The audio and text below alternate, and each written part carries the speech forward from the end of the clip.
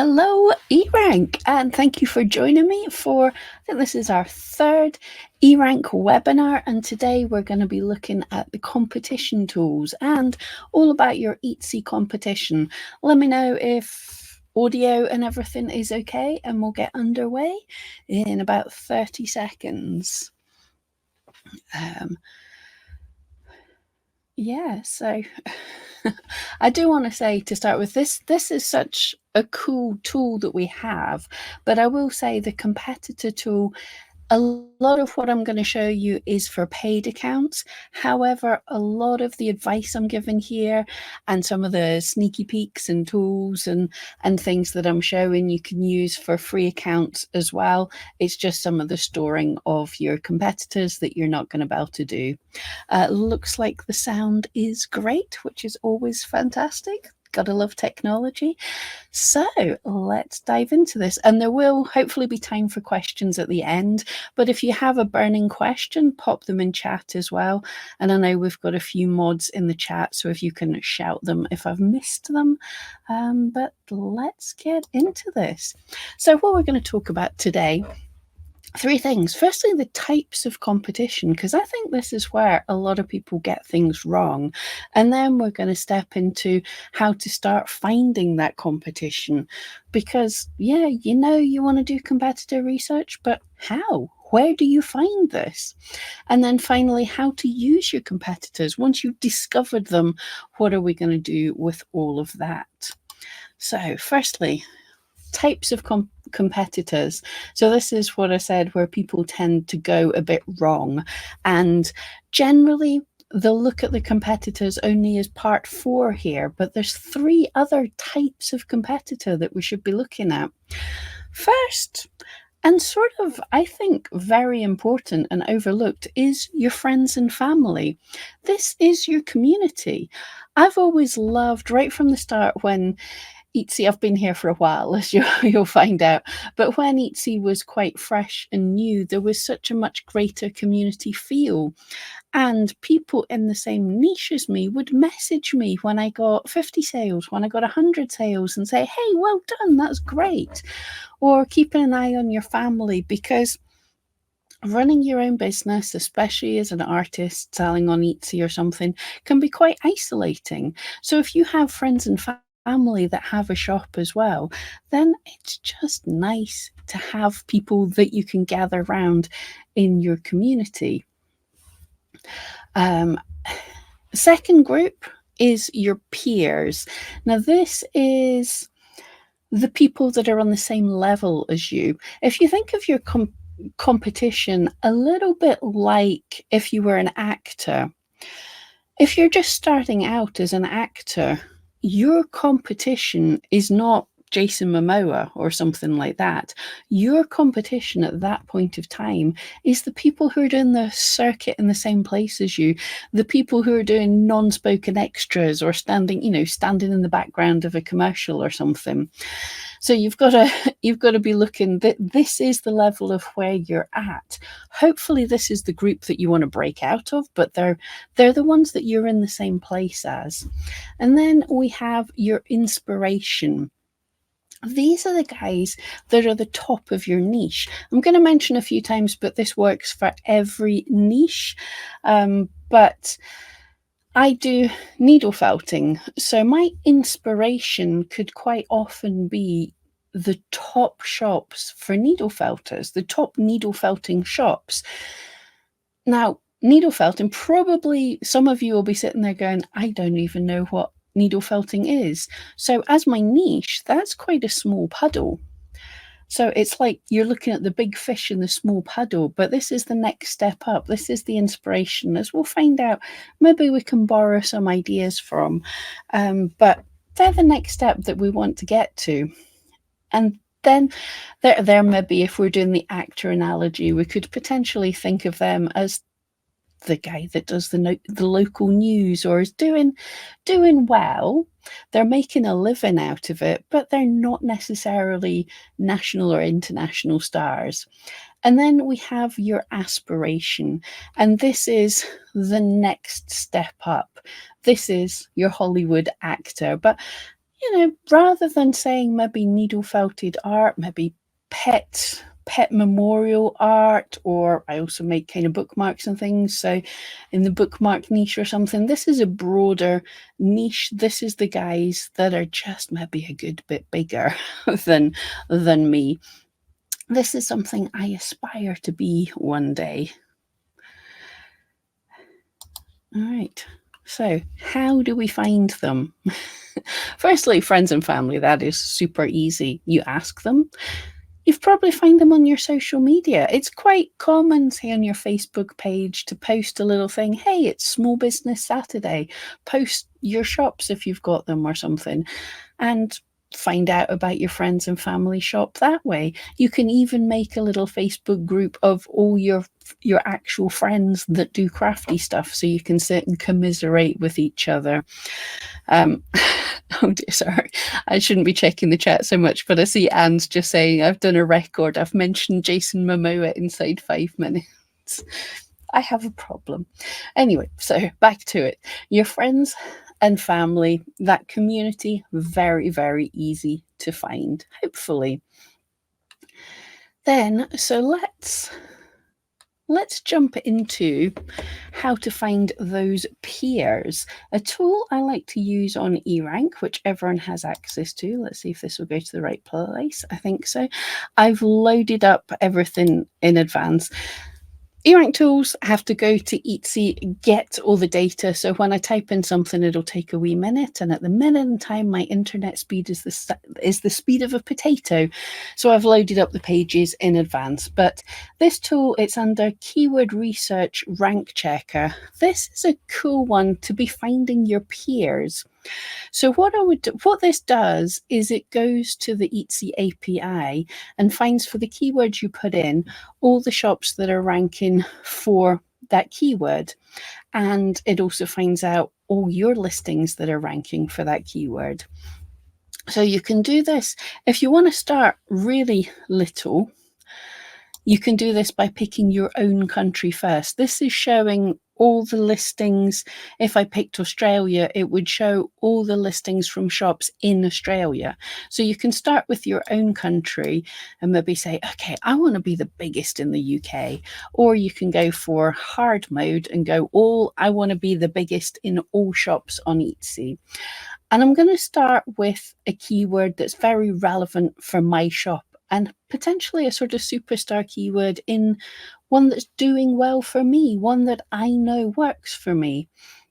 And then, if you find other shops ranking for this keyword, they're potentially your peers. They're potentially on a similar level to you. So one thing that I really like to do, we've got a lot of data. If your listings are ranking in search for these keywords, it's going to show you your listings first. So what I'm looking at them here for is the daily views. I'm going to narrow it down even to shops that are getting similar views from me. Now, they might be getting different numbers of views from this exact keyword, but overall their listings are getting a similar number of views. So I want to look through my listings. Let's just hide that so we've got more screen space. So if I'm looking 2.8 daily views, 0.2 daily views, and this is normal for many shops. You won't necessarily have tons of daily views. This is just your total number of views divided by the age of that listing. 1.8. So I'm seeing there's nearly 4. I'm seeing between 2 and 4 daily views for a listing is kind of all right for me. So I want to do, when you scroll down past all your listings, you'll see the top listings.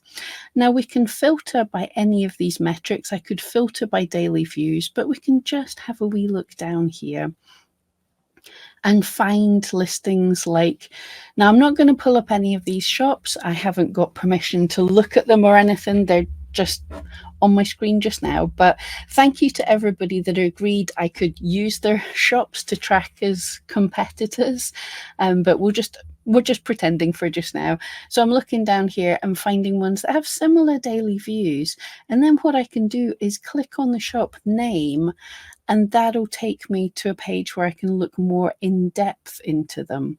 So if I'd clicked on this, so we find a few ideas here. We'd say maybe, 7.2. maybe I'm going to put that a bit more into the inspiration range, but small to medium sized shops, that's what I'm looking for. And when I click on a few of them, and I'll be taken to the shop info page for this listing. You can also get there from competitor research shop info.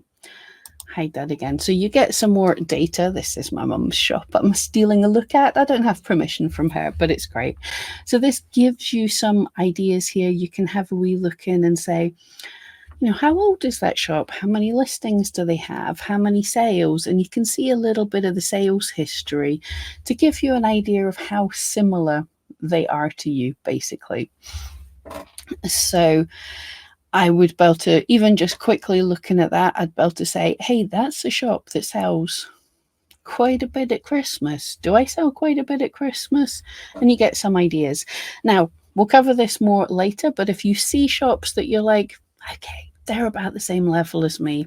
And then what you do, this little eyeball here, you can, I was already tracking her because it's me mum. But if it's white like this, you can click it again, and this, you see success, you successfully tracked the shop. So I am now following this shop. I've picked them as one of my shops that I follow, basically. So hopefully that's a way to help you start finding that first level of competition. But so you want to dig a bit deeper for the inspiration. We might already have found some with that whole looking for ones that have the higher daily views, but we can dig even deeper with, look at me loading things up, the keyword tool, because there's 2 spots that we can find things in here. I've again just used that keyword. You might have other keywords you have in mind, but I'm just using a keyword that I know works for me. It's not a super massive keyword. I'm not a super massive shop. But you can scroll down to the keyword ideas section here, and we might get some ideas of some different keywords that might be a little bit bigger, that there might be shops for our inspiration level. So you can come up with an idea here, and also just the same as the rank checker. So if you guys have a lower subscription level and you're kind of running out of your quota, you could get this similar kind of data from the rank checker. We can get in the top listings here. Again, we're seeing the top listings. I'm not seeing where my listings are ranking because it's not a rank checker, but I can see some of the top listings showing up for something. And again, you can filter these by daily views, and this way I can have a look and find some of the shops that are getting really big daily views. So this shop's getting over 150 views a day. I can see a little thumbnail of what it is, see some of the tags, and say, are they making something similar to me? They are. That's actually a really good, inspiring shop for me. That's someone that I would like to be one day.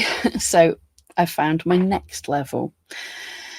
So the very top level, that aspiration, that's getting a little more difficult. Depending on your type of niche, one thing you can start doing is in your inspiration, you can get ideas for other keywords. So I might get the idea that, hang on, is pet memorial, is that a bigger keyword for me? So I could click on pet memorial. I should have done this. This is going to take forever to load, isn't it? Just to annoy me. But you can find in their tags potentially keywords. Now, I'll take this moment to say, you don't want to copy other people's listings. I hear that all the time. Is saying, I found a top seller in my niche and I copied all their tags and titles and I'm not getting sales. Well, the thing about how Etsy ranks you, and I recommend anyone reads the Ultimate Guide to Etsy Search. So give that a minute more to load. The thing about it, Etsy ranks you based on a lot of factors, and some of those factors include how your shop's done historically. If you're making a load of sales, getting a whole load of good reviews, you're shipping on time and everything, that big shop can rank better than you. So they can find, as you can see, Pet Memorial compared to the last keyword that we looked at. Pet Memorial has much higher competition. It's going to be harder for me to get seen in search for, but we've got the idea for it from our aspiration. And this gives us an idea of sort of a bigger niche. I'm not just a needle felting shop. Could I become a pet memorial shop? Could I become a home decor shop? I'm making the same thing, but I'm trying to get seen in a bigger puddle. So, and then using this big keyword, you can do the exact same thing again, go down to the top listings to find the top sellers, for these kind of things. There is another tool we've got is in competitor research, top sellers on Etsy.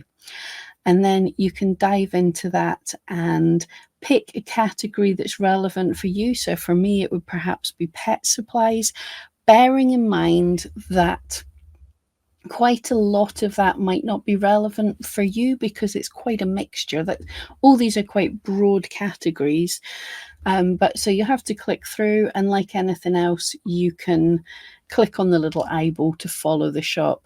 Now, even from here, you can perhaps see how we're going to go into how to use your competition in a second, but let's start a little bit on that already.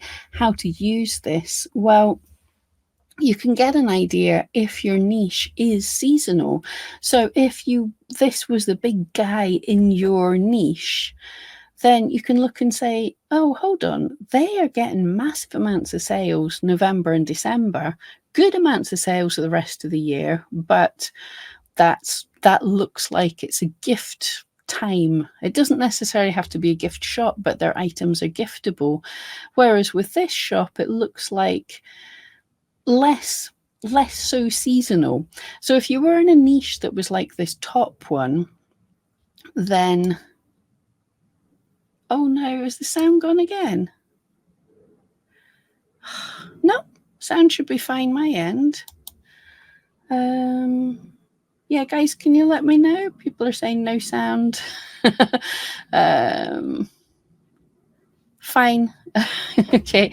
And yes, Jen, the replay will be happening through the link you've got, and then hopefully I'll get a link up on YouTube as well. Thank you, guys. Technology is great. I have to keep remembering to check the check the chat though.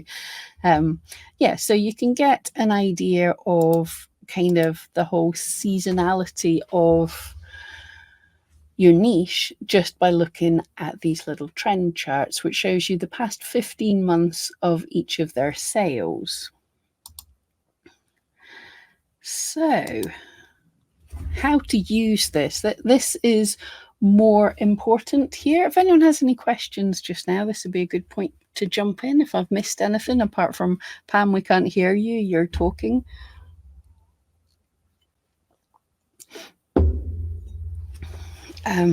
But yes, thank you for everyone letting me know and being patient with me. Love that. So yeah, how do we use our competitors? So firstly, we've been saving these to this competitor to our everything's doing good, right? So we're saving this to our, let's see if I can get the right tool. Yes, I did. So, where did you go? So under competitor research sales, this is where you've saved all the people that you saved, all the shops that you're tracking.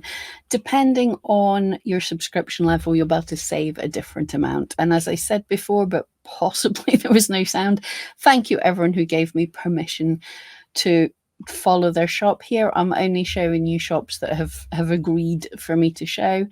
And we're not judging anyone's shop. You've probably all got more sales than me. But what we can do, first of all, so we've said we've got different types of competition. And if you can have up to 200 competitors and you don't necessarily have a very good memory, one thing that's really cool is you can group them nicely by just adding a little note to yourself. So friend, peer. I'm not saying you're all my friends. Okay. So we would have some little notes to yourself here. So when you put all these in, then that means, like any other tool on eRank, you can sort it by these things. So if I had 6 shops that I'd said were top shop or aspiration or something, then they can all be grouped together. So I can have a good look at all this. And a couple of things you can do. You get a wee look at, there's a little review of this on your dashboard once you've started tracking some shops. So every day when you're on eRank, you can just have a quick glance over and go, oh, Stacey's still making good sales, but Susan isn't, basically. And like we said in the last place, you can get an idea of seasonality. This top shop I've picked on is seasonal for Christmas. So if that's your kind of niche, you're thinking, maybe I've got to not quit my job in January and assume that number of sales is my new normal. I've got to save up that money to make it last all over the year. You could also look at a shop like this, and I would say potentially, hey, maybe they're growing.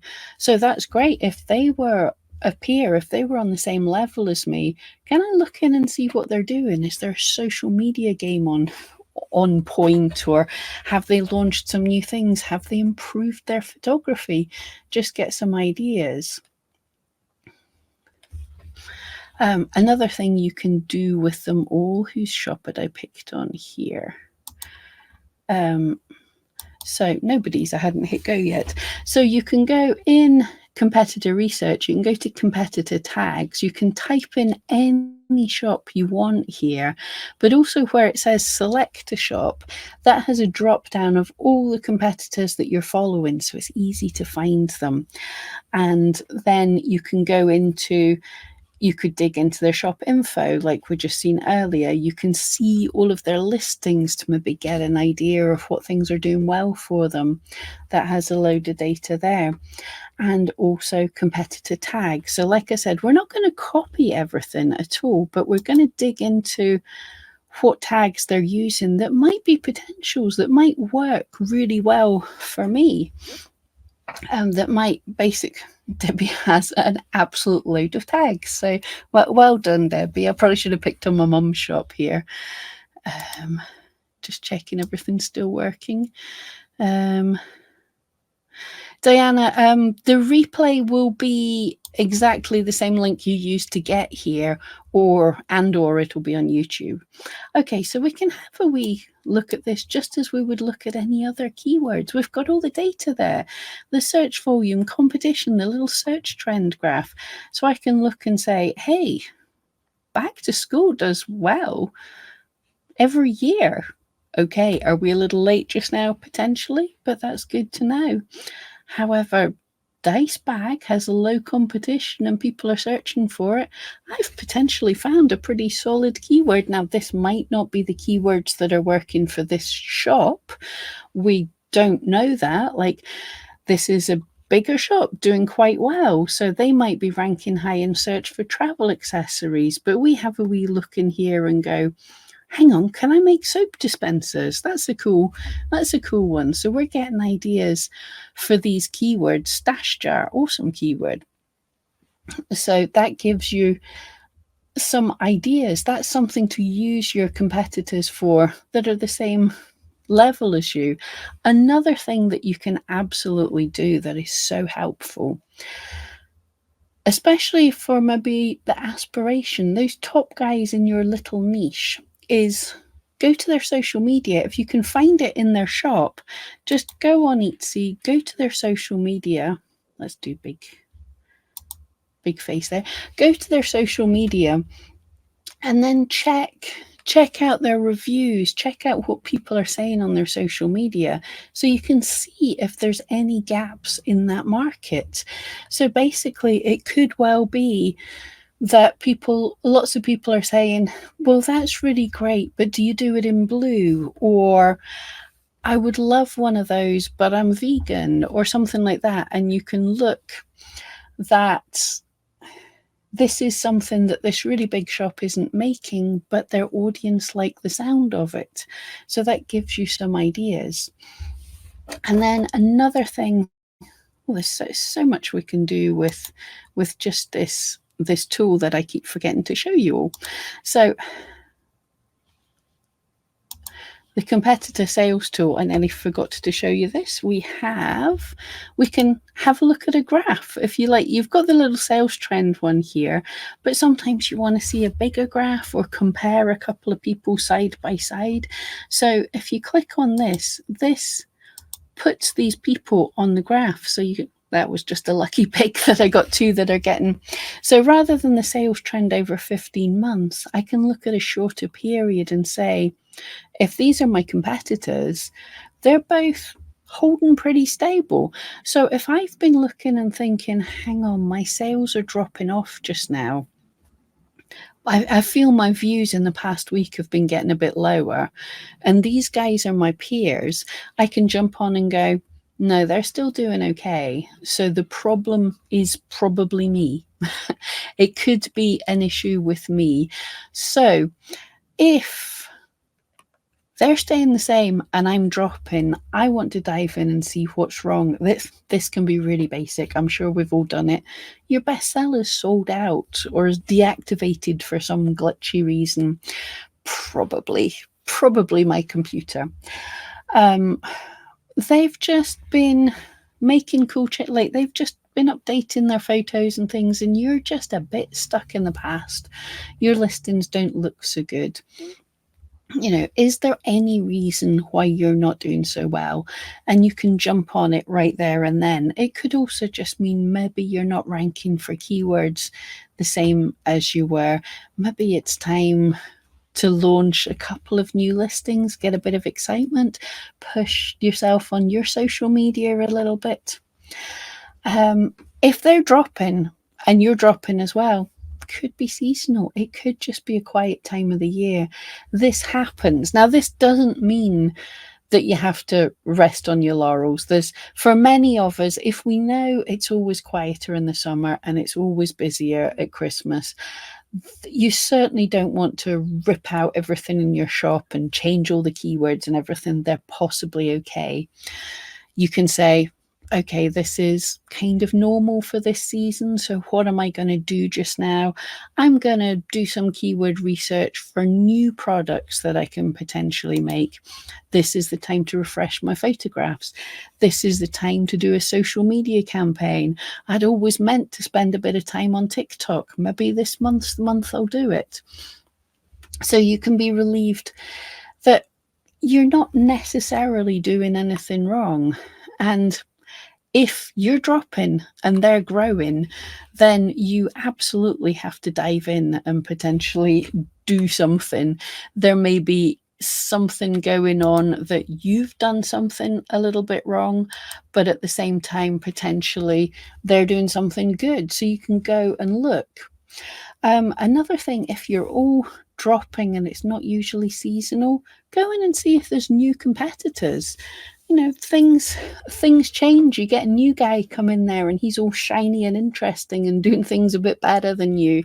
So then that ends up being they're more interesting. They're suddenly pushing you down in search. So check that out as well. But yeah, hopefully that gives you enough to think about. But thank you all for joining me.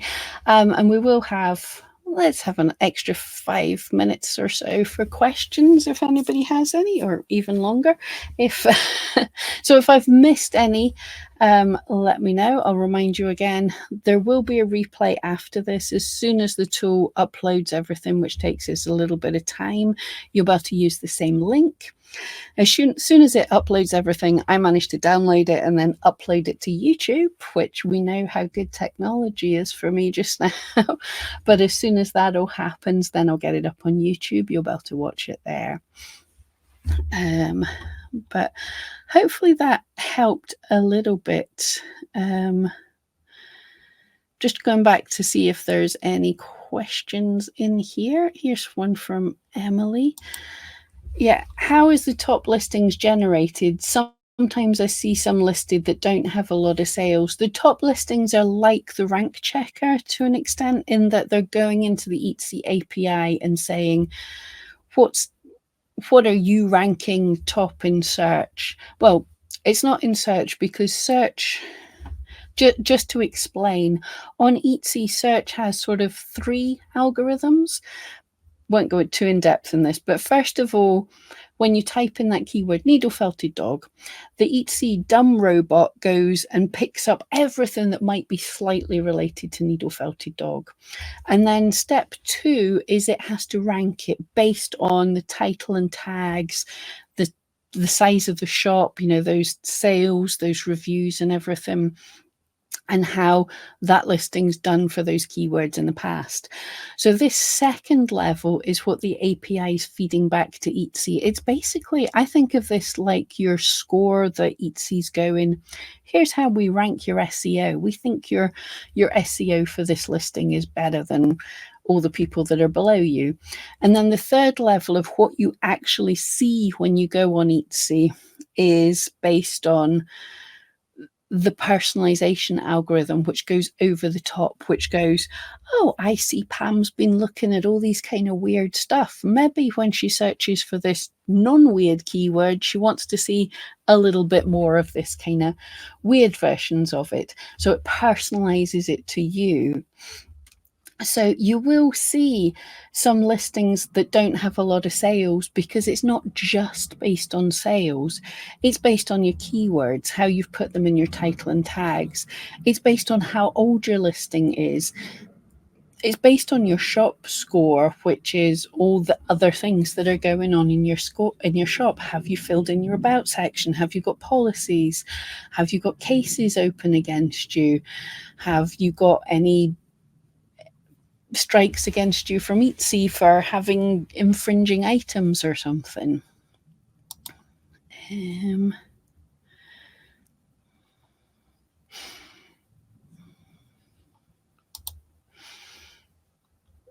Yeah, forgot how to see the shops I'm tracking. My subscription limits the number of shops I track. Yeah, every different subscription level has a different number of quotas.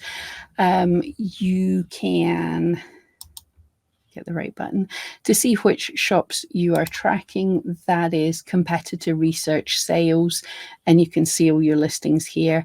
And if you want to stop tracking some of them, you could, as you saw in my mum's shop, if you're on a page and you see one with the little gold eyeball, you can click on the eyeball. That sounds painful.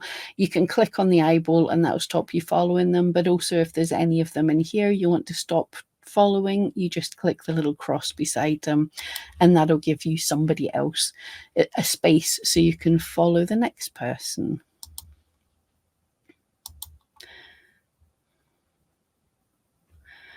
And yes, you can also upgrade your plan to follow more shops if you've run. I should be doing the upsell rather than saying just delete the ones you're following. But yes, there's always the option to do more. You can do, as I said, you can do most of this from your free account. You can't track shops, but you can find them all and everything. And right, I used to track everything in spreadsheets and things. Yes, the shops you're following are visible on your dashboard. I did mean to show that. Thank you so much for the reminder. So yes, on your dashboard, you can see the sales comparison. This little thing here is populated with the shops that you're following. So you can see the top ones for the past day. You can get a look at some of them. So again, this is quick glance every day. And you can see things like, oh, this shop started to do really well. This shop doesn't do so well around Christmas time. That's interesting. Or, oh, they've dropped off a wee bit. So loads of interesting things just from the dashboard. And I recommend with a lot of things, just going on every day, having a quick glance over your dashboard. What shops are selling the most? How are your keywords doing?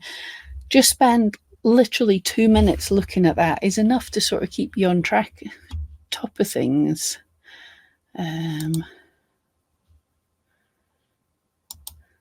The browser tool that came out a couple of years ago is no longer working. Is this because of the new SEO tool extension?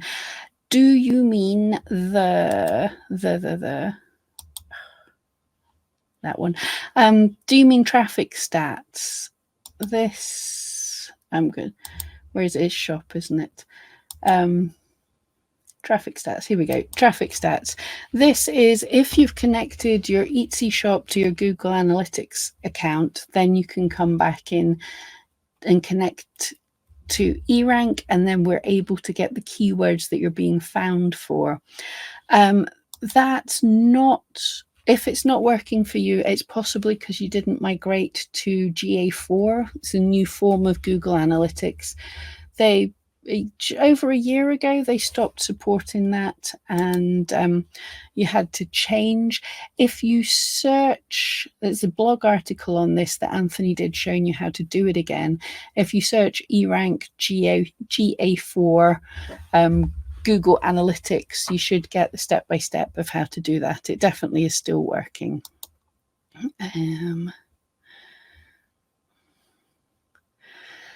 Oh, thank you, everyone, for the nice words. At the very beginning, where did you go in the search to find competitors? The very first thing I used was the eRank rank checker tool, and just use a keyword, either something that you know from your own shop stats is working for you, or something that specifically describes your item. I used needle felted dog because I make needle felted dogs. If you do wire wrapped earrings, type that in, but look for a more specific keyword so you're not looking for like gift for mom or something, because you want the keywords that the little specific shops in your niche have got. For the replay, it's the link that you came to for here, for everyone that's missing that. If you want to see the replay, this link will be working shortly to see the replay. And on YouTube, we are eRank on YouTube if you're not following.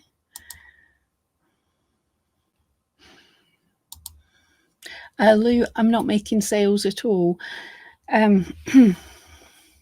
Yeah, that's a massive question. That is the big question.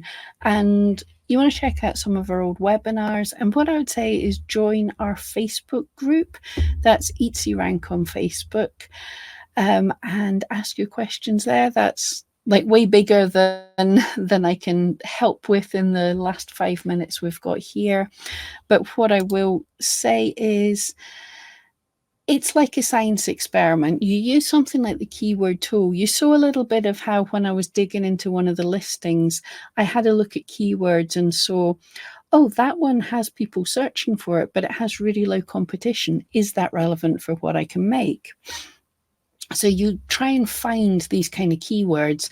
Then if they're really relevant for your listing, you pop them in your title and tags and let them run for a few months, see if you're ranking in search using eRank's rank checker, and then see if you're getting views and see if you're getting sales. At the same time, everything that we've said in this webinar will hopefully help as well, in that go and find your competitors. Sadly, you might find it's expectations. Many shops on Etsy aren't making loads of sales. That's not to say it's not possible, but we're all starting at this little level. So maybe our competitors are not making hundreds of sales every week. Maybe they're at a state, at the time in the summer it's quiet. Maybe they're making 1 or 2 sales a week, maybe even less. And you want to see them as your peers, that I want to get to that level. Okay, here's the things. I've started doing it. They're quiet just now. They're busy just now. How am I comparing? And then you just it's a case of clawing our way up. You go from your peers to your inspiration, to your aspiration. You try and find the good niches, try and find what people are looking to buy, experiment with your keywords, experiment with your listings, experiment with your social media. You don't keep doing the same thing. You keep changing up, you keep experimenting, like not keep changing up each listing, but each new listing, look at what you learnt from your last listing.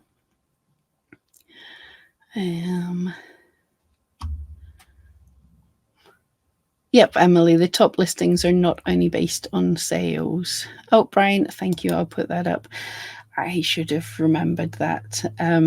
So in the competitor sales, how many shops you can track is free. You only get to see your own shop. It's still useful to see. And by the way, you have to track your shop. Your shop's automatically tracked. Basic, you can track 5 shops, pro 50 shops, and you'll see I was using my expert account, which is 200 shops.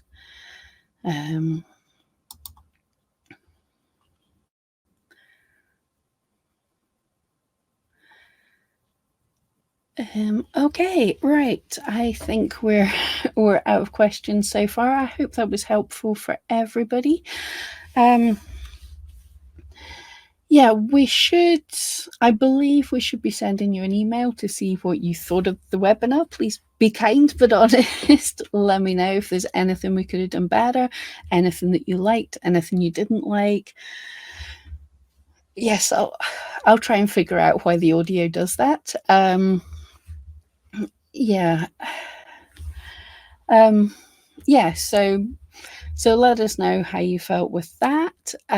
It's probably best if you follow us in the Facebook group, and then we'll keep you updated on the new any updates. We've got new webinars coming out. Sneak peek, I think we're doing trend report. We're doing trends next month. So if that's something you're interested in, dive into that. Trying to think what else. Anything else I need to say, guys? Let me know. I know we've got a few admin in here. I can't remember what I'm supposed to be saying.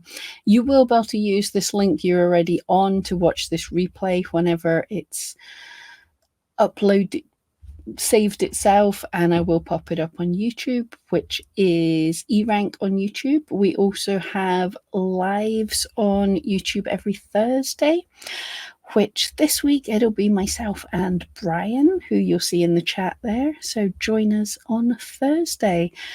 But yeah, and also, yeah, let us know if there's any other tools you want to see webinars on, what kind of depth you want us to go into and everything. I'll finish with this one. Question: how accurate are the competitor sales figures?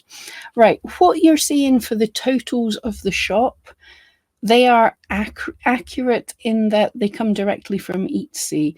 They are basically,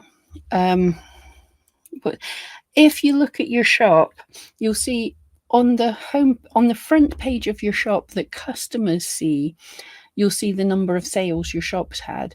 Now that's different from when you go into your dashboard and you look at the number of orders, because Etsy's complicated, because basically a person can buy more than one item. So sales and orders are a different number. And also if somebody's cancelled an order, that can come out in their sales a couple of days later and stuff. So the sales number, competitor sales, is accurate to the number that's on, that you would see on someone's homepage.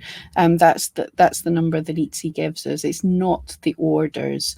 For individual listings, Etsy doesn't give that data to anyone. That's private data. But we have a little clever algorithm that estimates it, and I think we estimate roughly, I think last year we were saying it was about 80% accurate. I think it's a little more accurate, but that's about it. Oh yeah, I said this was the third webinar. How can you access the first two? eRank on YouTube, you'll see them. They will have my little cartoony face and it'll say eRank webinar on them. Lauren, I hope that makes sense. Yes, they can be off by 1 or 2 at times. It is correct, but it's Etsy counting, if that makes sense. And Wendy, estimated sales is helpful, and seeing how many favorites their items been a great indicator too. Glad it helps. As we say, it's not 100% accurate, but it's handy to have anyway. Okay, guys, I'll leave you there. Thank you so much. Apart from the little hiccup in the middle, that was really good. Yeah, well, I'll see some of you on Thursday, and have a great week.